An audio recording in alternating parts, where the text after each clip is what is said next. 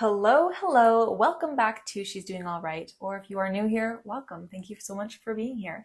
Today, well, first of all, my name is Sarah Carter, and I'm your host. And today we are talking about 10 things I learned, 10 pieces of advice that I think would benefit someone who's learning life, I guess, anywhere.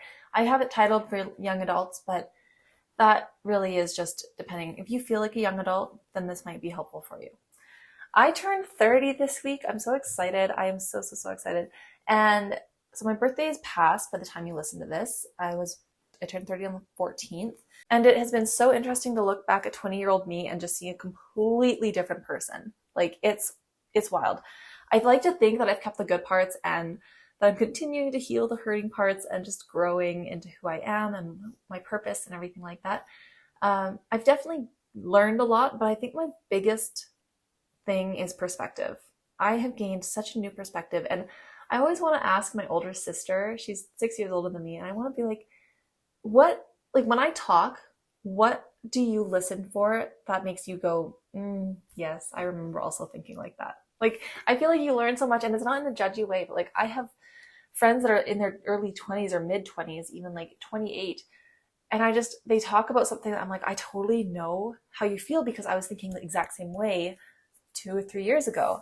And my mindset has shifted so much. And so I don't ever try and tell someone like, just you wait, because I fully believe you have to experience it. Otherwise you're not going to change and grow. But I am so excited to watch them grow and change their perspective on things. Or if they just keep their perspective, it's exciting to see how they become more eloquent with it, and then they can educate me on it. And maybe sometimes they change my perspective again. So I would like to preface this by saying my early 20s were a really hard time. I was very aware of the fact that life felt dull and the world literally felt like it had like a sepia tone filter on it. I very much remember looking at a sunrise one time and just being like, the colors don't look the same. And then I turned about 24, 25, and I went to massage therapy school and learned that the definition for depression is the inability to appreciate a sunset. And I went home, started flipping through all my old journals, and realized I had been incredibly depressed. So that was fun to realize. I just didn't even know that that was an option. I didn't think that people like me got depressed. So I'm very happy to see that in the last 10 years, mental health has become a much more openly talked about subject.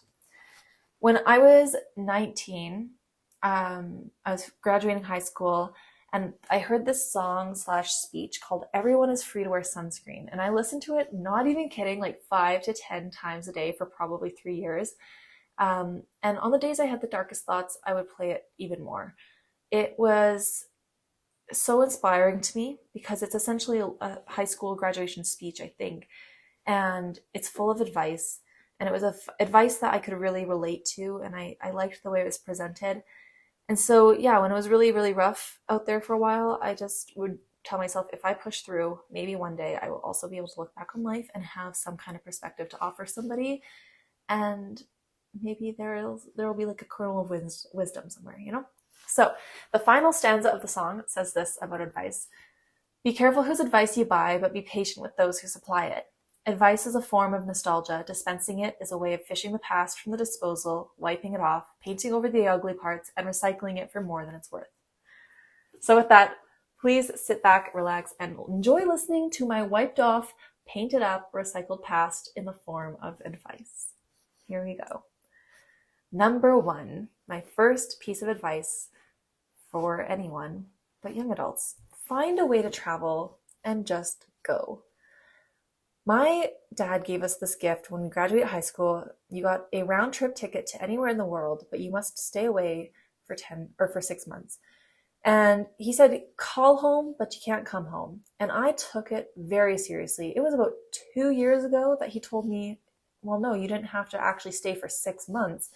And I was like, well, no, I had to. Like, I was literally broke and living off $14 a day in some sketchy hostel in LA because I had to stay, like I had to get like that extra 3 weeks. And he's like, no, that's not really what I was meaning, but okay. So I had booked myself I had my dad book me a one-way ticket to Barcelona, and I had 3 nights booked in a hotel or a hostel. and I didn't know anyone. It was the most freeing thing in my mind because I decided I'm never seeing these people again if I don't want to. So I can be anyone I want to be. And little shy me, who had felt like she was so ugly and not worth talking about and was very tempted to go hide in her hostel dorm, I walked up to a table of people like speaking English. I got myself a drink and I asked them, "Hi, I speak English and I hear English here. Would I be able to sit down with you guys?" And of course, they were so welcoming because people in hostels are. So then I sat down, we did the introductions, and I ended up staying there for another 5 days after. Like, I booked it for a full week because that's when everyone else was leaving. They did not know each other. They all met each other the same night. And I met Claudia Magnac. Oh, please don't listen to that, Claudia. I'm so sorry. I just butchered your last name.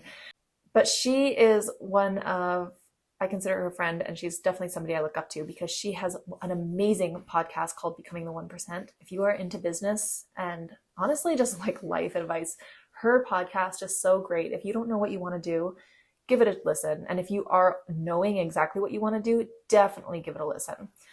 So anyway, the point of this is that 10 years ago, I met her and I still am in contact with her. And all of that is because I got to pretend that I was someone who was brave and someone who sits down and just goes and talks to people. So when you travel, you can really be whoever you want to be. You can dress how you want. You can be delusional with your time, with your life story. You can tell people whatever you want to say. And it's good for the imagination and humbling for the ego.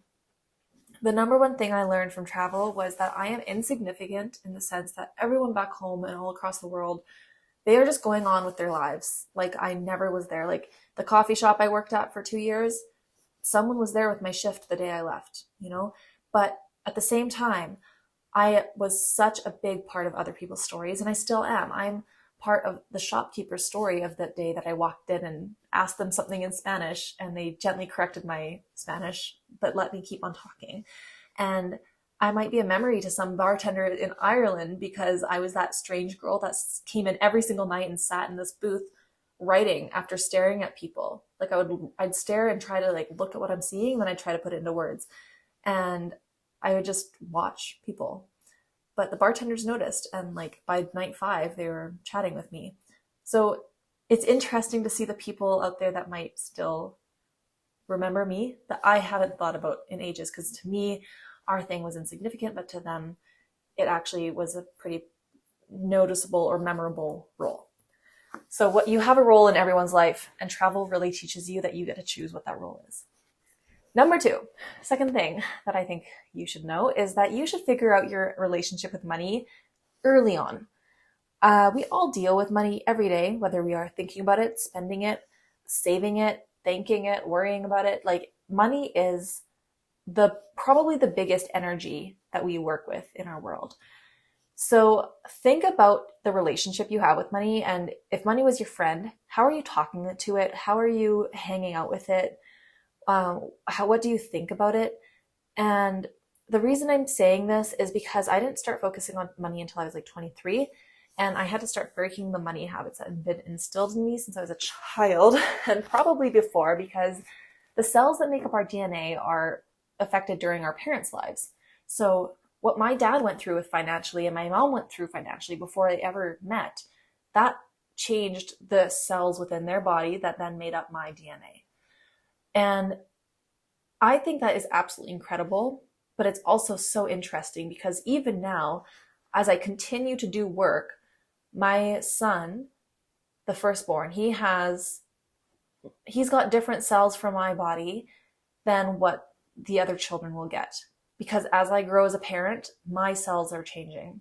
So perhaps I'm misinformed on that, but you know what? I like the way I think about it. So it works.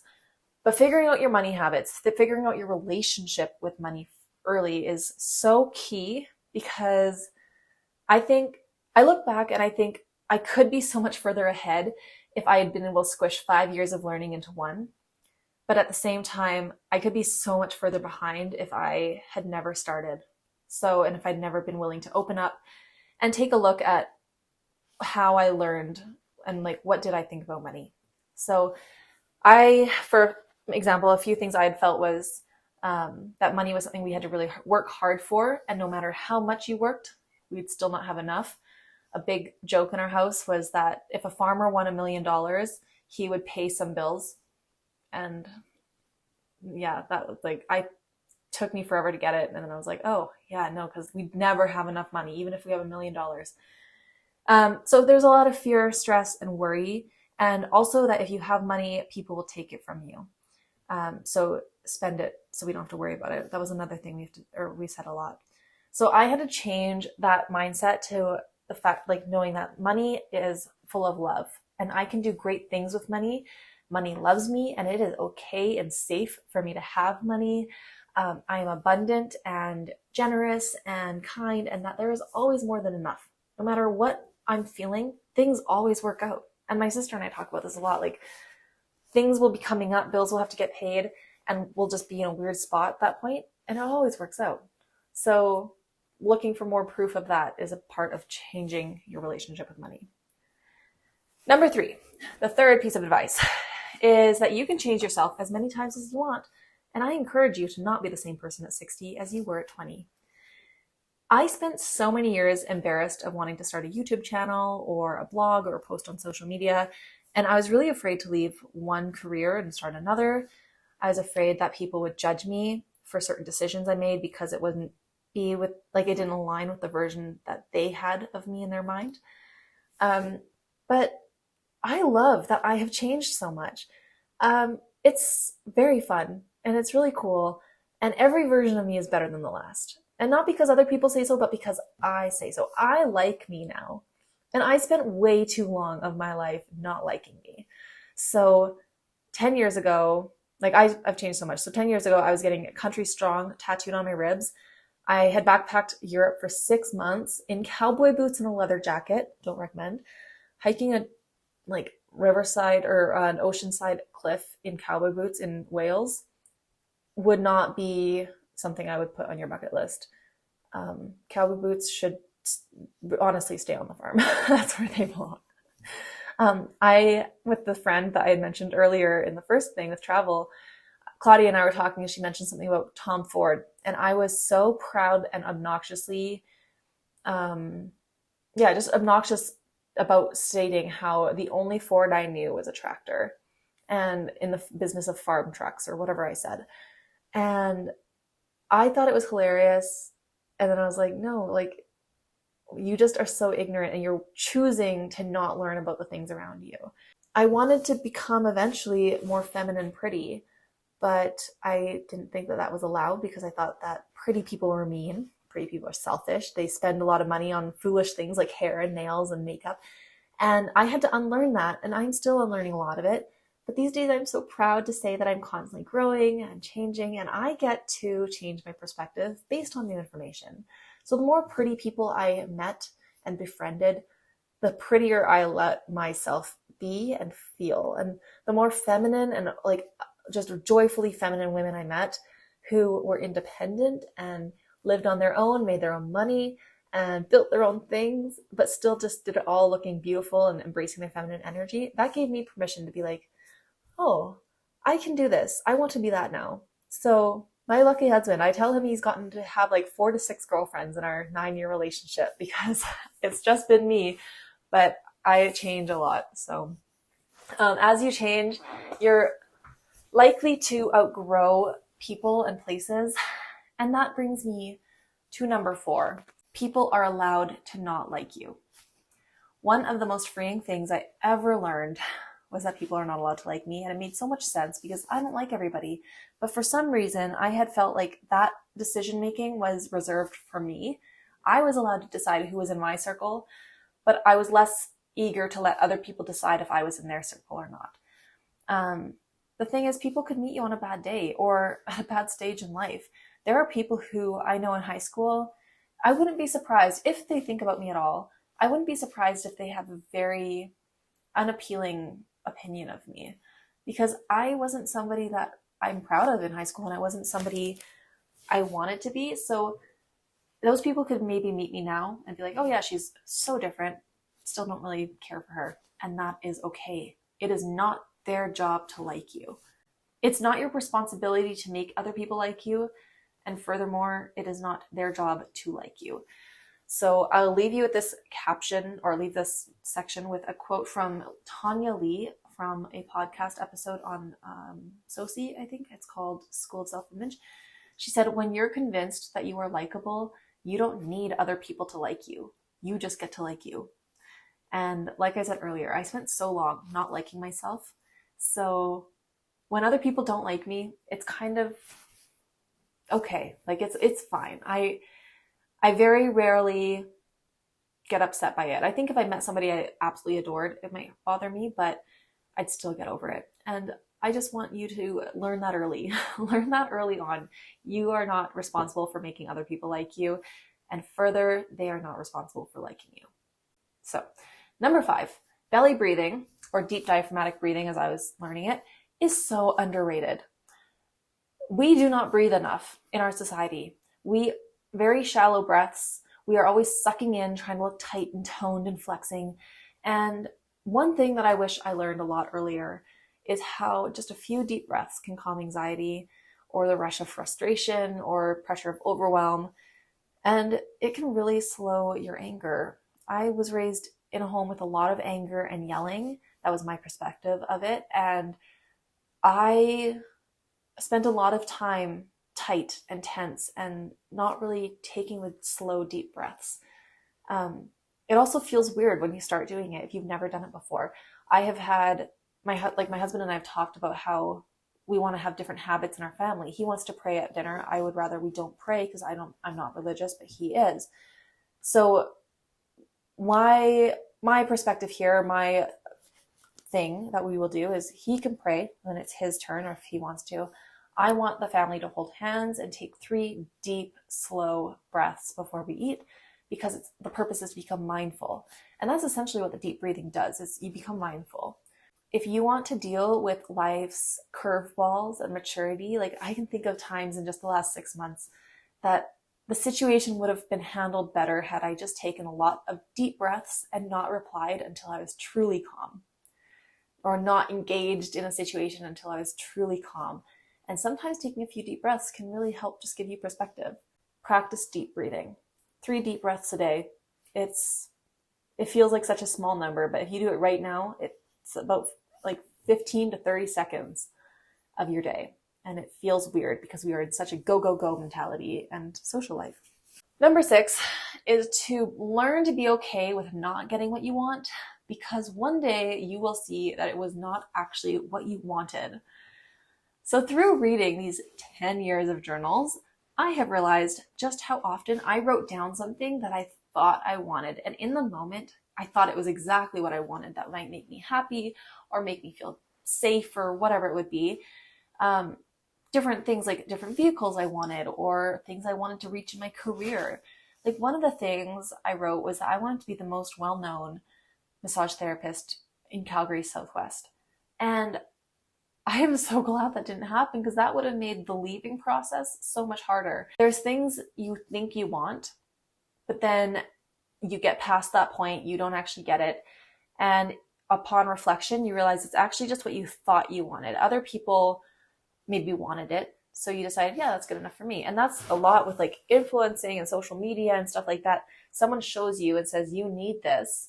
And that person could be this beautiful, right now the it girl is like this blonde girl. She'll use a mascara. And I have friends that are like, oh, I want to look like her, I'm going to use that mascara. It's like, fantastic. If that works, that's great. But I don't think mascara is going to give you blue eyes and clear skin. You just need to find what makes you happy. And if you miss out on something, it might hurt in the moment, but something better is coming for you. Favorite mantra of mine is this. It says, all that I want is all that I have, and all that I have is all that I need. Nothing that's meant for you is going to pass you by, is basically what this is saying. Okay, the things that don't work out for you in the moment, they're only doing that because something bigger and better is going to come along. And I fully believe that. Number 7, invest in yourself. I wish I had fully grasped this a lot earlier. Paying yourself first. The bills will always be there.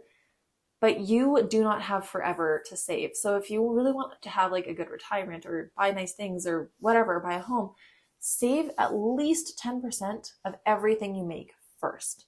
And it doesn't even need to be saved for something specific. You're allowed to save money just for the sake of having it, like rainy day funds and stuff. That is encouraged.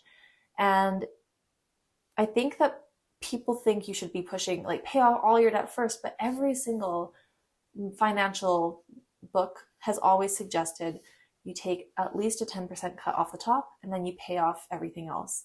Because by paying debt first and not keeping any for yourself, you will be trapped in the paycheck to paycheck lifestyle. And it's not that fun.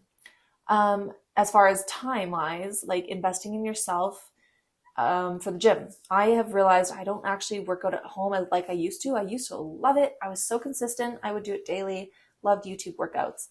And now I don't prioritize that. So I've invested time and money into a gym membership that I pay for classes. And the class, like one class a week, it's expensive for what I think is expensive. And it's actually really beneficial though, because I go and then I come home and the rest of the week I'm doing my workouts because I don't want that one class a week that I'm paying for to be waste. So that's how you can invest in your time or invest your finances and everything like that in yourself.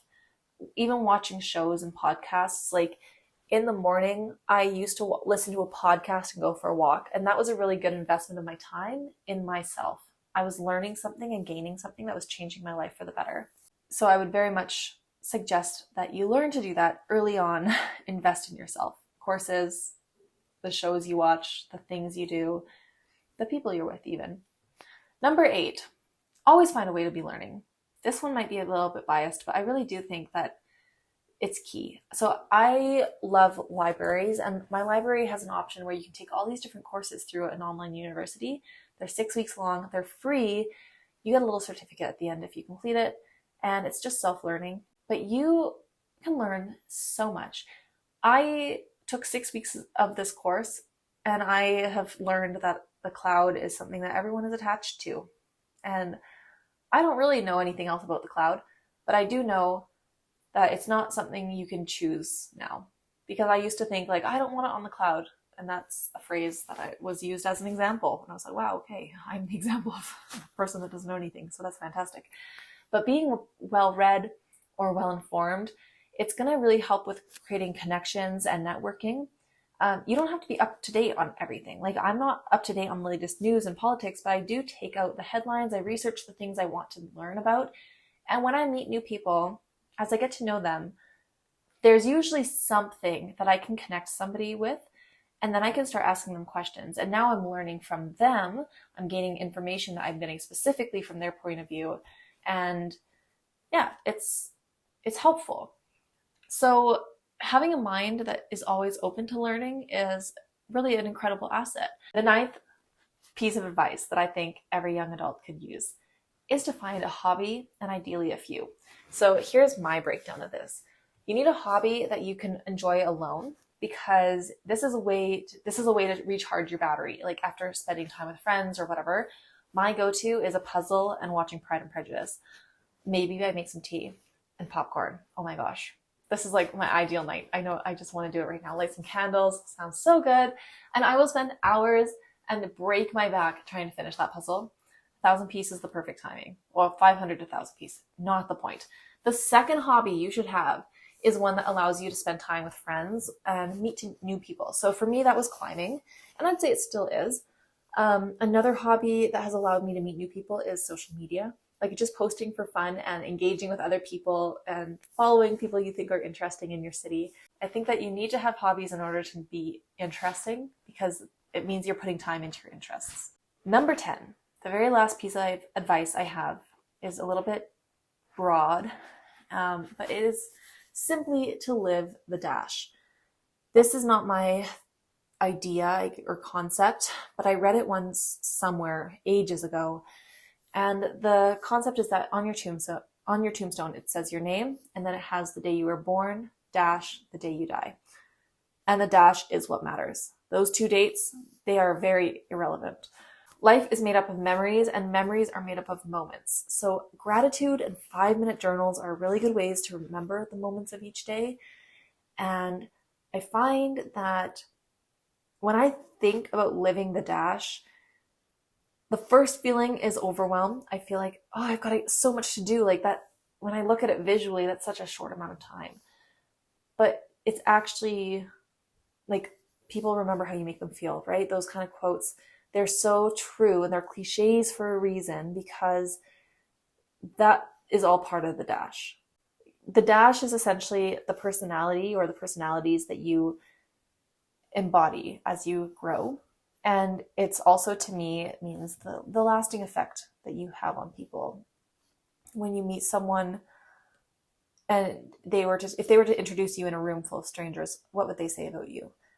That is the dash. So I would recommend, this is a bit of a chore and it can be intimidating, but take a piece of paper or notebook and go ahead and write out a list of, write your eulogy. I was going to say epilogue, but your eulogy. And it feels kind of dark at first, but it's actually so exciting. I did this once. My husband thought it was really messed up. But to write your idea of what do you want people to say about you when you die? And if it's your kid or a family member, a friend writing out, or they're reading your eulogy at your funeral, what are they saying? And what kind of impact did you leave on people? What funny little stories will they fit in there and they could be real or not, that's the whole point, is you're just trying to figure out who are you, and you have all of your life to still do this. It doesn't have to just be with who you are now, but what kind of person do you want to become? What do you want to achieve? What do you want to be known for? So that is the dash, and live the dash. So to recap, number 1, find a way to travel and go. Number 2, find out your relationship, or figure out your relationship with money as early as you can and lean into that. Number 3, you can change yourself as many times as you want. Number 4, people are allowed to not like you. Number 5, belly breathing or deep diaphragmatic breathing is very underrated. 3 deep breaths a day. Number 6, learn to be okay with not getting what you want, because one day you're going to realize it might not have been actually what you wanted. Number 7, invest in yourself. Time, money, all of that. Number 8 is to find a way to always be learning. 9, find a hobby, ideally a few. One that is for alone time and one that is social. And 10, live the dash. So those are my 10 pieces of advice, things I've learned before I turned 30. I have so much more. I am an advice queen, because mostly a quote queen, actually. If you ever want a list of quotes, I will give you a list of quotes. I have books full of quotes that I have kept, and I know why I wrote them down. So when I read them, it's like a picture, because I look at that quote and I know exactly what was inspiring me for that. And that's where this idea came from, is I saw a couple of quotes and realized I have some advice for people if they are interested in receiving it. So thank you so much for listening. And I would love to hear your thoughts. You could go over to the Instagram, She's Doing All Right. Or if you want to follow my personal pages, it's sarah.g.carter on TikTok and Instagram. And I would love to hear your thoughts on this episode and your hobbies. I will have a specific post about the hobbies. So please go let me know, go keep in contact. And if you like this episode, please go ahead and share it with someone else, or you could leave a comment, or you could rate and review it. All of it is the best way to help and support the channel or the podcast. Thank you so much for listening. I will talk to you in the next episode. Goodbye.